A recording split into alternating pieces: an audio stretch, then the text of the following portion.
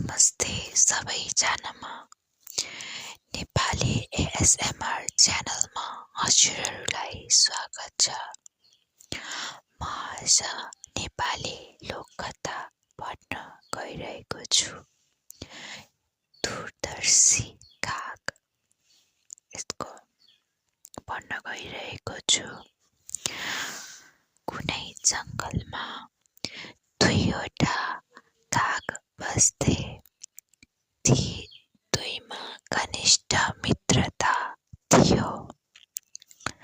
तर एक पटक ती दुईवटा कागमा एउटा विवाद चल्यो।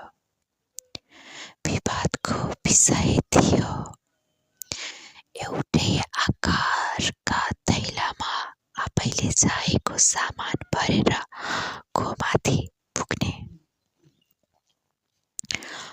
माथिसम्म पुग्ने। पहिलो कागले विचार गर्यो, थैलामा कपास भर्नु ठिक होला, किनभने कपास हलुङ्गो हुन्छ। त्यसैले उसले थैलीमा कपास भर्यो।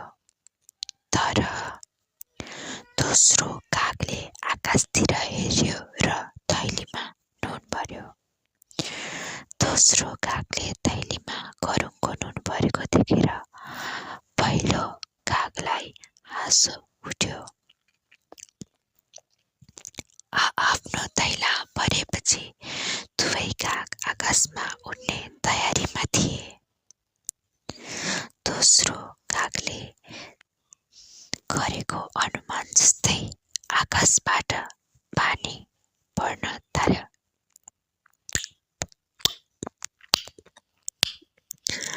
पानीले भिजेर नुन पग्लन थाल्यो। तर कपास भने भिजेर गरुङको हुँदै जान थाल्यो। एकछिनपछि नुनको थैलो भरेको काग हलुङको थैली लिएर आकाशमा उड्न थाल्यो। तर कपास भरिएको थैली भने पानीले भिजेर कागले उचाल्न नसक्ने भयो। थैलीमा कपास भर्ने कागले अर्को कागलाई भन्यो, तिम्रो बादल देख्ने बुद्धिले मलाई हरायो।